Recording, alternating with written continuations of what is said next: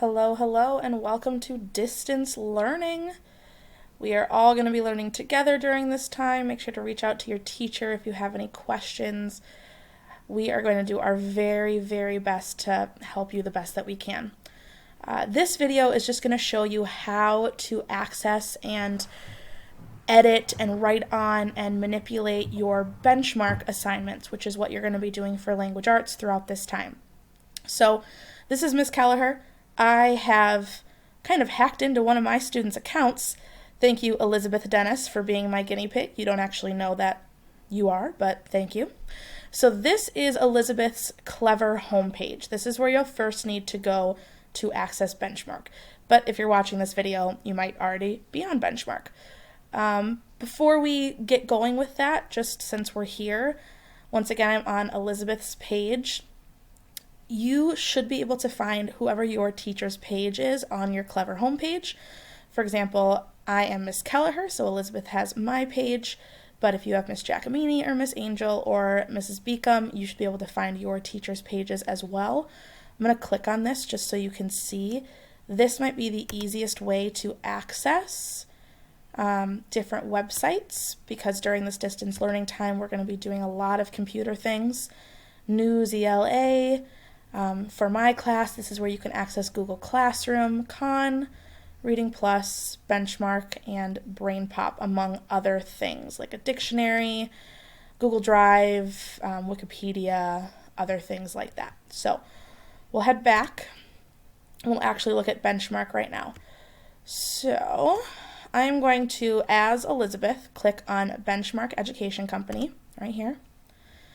And for your language arts assignments, and you can read stories on here as well, when you click on Benchmark, it should bring you to a page that looks like this, with your name in the middle and 4 options off to the side. You have your library, which is where you can access things like, we'll come back to this one. The first thing I want to make sure we can do is complete assignments on Benchmark. So I'm going to go over here where it says assignments. Elizabeth, I assigned you something that I'm going to delete after this video, so don't worry about it. But I'll click on assignments. And here are the assignments that you have. This will look different for everyone. Due dates will be different. But the one I assigned Elizabeth was Distance Learning Week number 1. So I'm going to click on this, and this will bring you to, then you have to click, your instructions are up here. It says complete each day's assignments. Look at the page titles to see that you are on the right assignment. That's very important. Down here it can give you some information. You open it, click here. This will tell you if you're done. You can write a review of the books by clicking this. And here is the assignment. Here's the materials that I assigned. So I'm going to click open.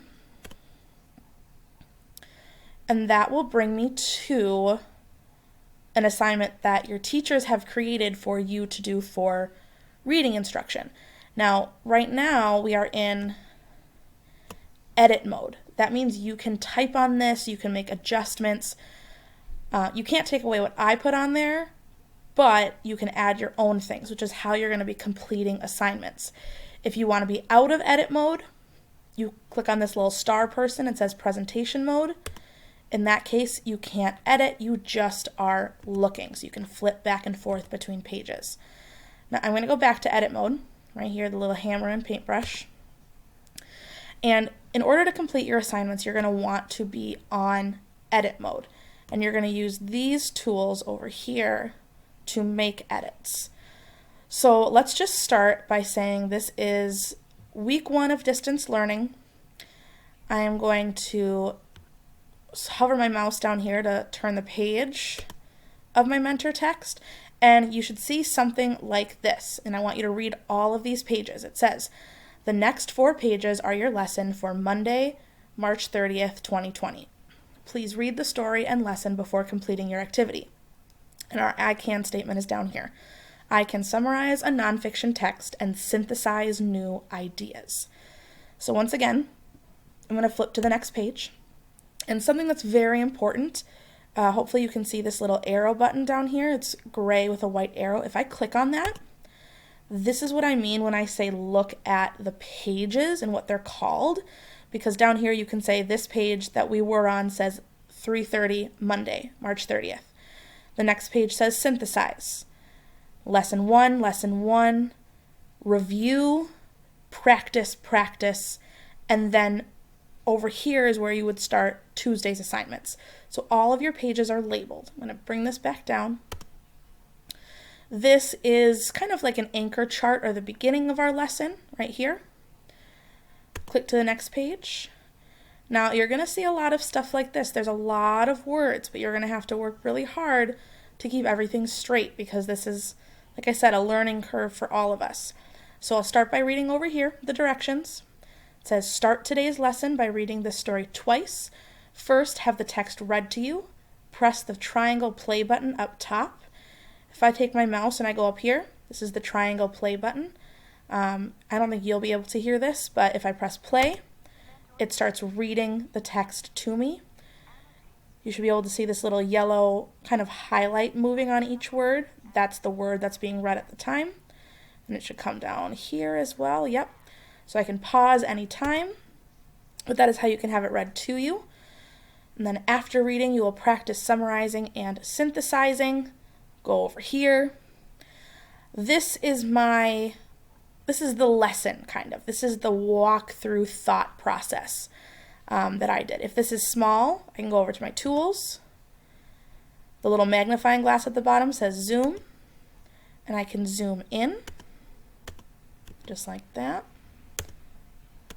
All right. And here is my thought process. It says, as I read paragraph 3, I practice summarizing and synthesizing my ideas, my annotations, and then step 3, synthesize, check in the margins to see how I did it. This right here, you're going to be clicking on a lot.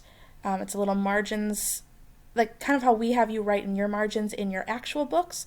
This is an online margins that you can write on. So if I click here, you can see what I wrote. You should be seeing the same, you should have access to the same lesson, so you can look at this more closely later. Now I'm going to go to the next page, which is your review, and then directions, your turn, practice your summarizing and synthesizing using the next page. And now once again at the top it says your turn. Your directions are off at the side. It says before reading the last paragraph on this page, answer question 1 in the margins. What do you think about robots helping doctors? So that's what you would do. You would click on this margins button right here, and you have a sentence frame. It says type your answers. Question number 1. I think that robots helping doctors is... Now, Elizabeth, I'll delete this, but I can click right in here, and this is where I'm going to type my answer. Your teachers are going to be looking at these assignments and looking in the margins to see if you have written your answers. So I'll say, I think that robots helping doctors is a great idea because, and I don't want to give away any answers, so because blah, blah, blah. Obviously that would be a real answer.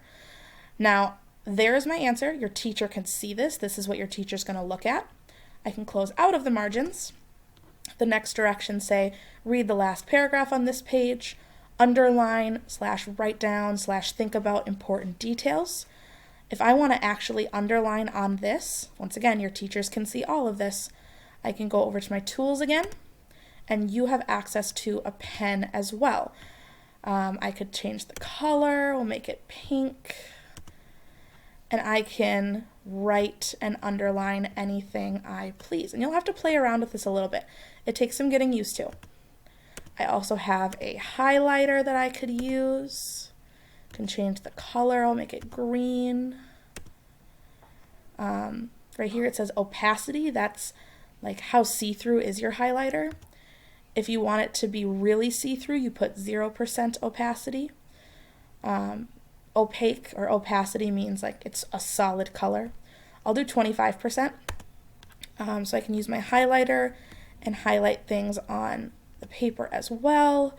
Always have to click off of it and go back to your mouse, but that's where certain things are. So underline, write down, think about. Step 3 says write a summary of the paragraph, and synthesize a new idea in the margins. Once again, your answers are going to go up here in the margins. I click on that again. It says summary. The article Doctors Get a Helping Hand by Max Prinz explains. This is where you would put the main idea. And then down here, synthesize. Before reading, I thought, blah, blah, blah. After reading, I think, blah, blah, blah.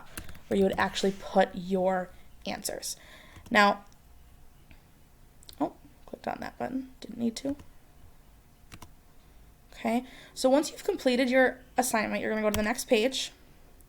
And this is how you know you're done, because this is the introduction for the next day's lesson. The next 4 pages are your lesson for Tuesday, March 31st, 2020. And the process kind of starts all over again. One last thing that's so important that you do. Any edits that you make, so let me get this out again. Actually, no, that'll save. Let me get my marker out again, my pen, and I'm just going to draw a squiggly. Maybe I'll draw a smiley face. Oh, you can't even see that. All right, I got to do it now that I'm here. There you go. Kind of there. There you go. Anytime you edit on this, you must, listen closely, you must take your cursor, your mouse, and go up here. It says save needed right here. That means that what I just wrote is not going to be saved. Your teacher might not see it. Okay? So you have to go up here and press save current. When I press that, my document has been saved. Now, I can go in and out as long as I save it. The final thing, thank you if you've made it all the way through this. I know this is a long video. The final thing is that when you are done with a week of distance learning, you've gone through, here are all your pages, you've gone through and you've done the whole week of distance learning. See how many pages this are? This is a full week. There's videos, there's some at-home stuff. Once you've gone through the full week, then you need to go up and you need to press done. This will close your ebook. You can press done, and now we're back here. All right? You'll probably be getting more videos and directions. Who knows? I might redo this whole video at some other point. But here is a little walkthrough of how you're going to be completing your e-learning assignments. I'll X out of here.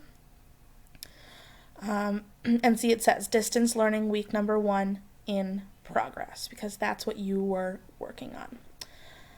All right, let's do this, friends.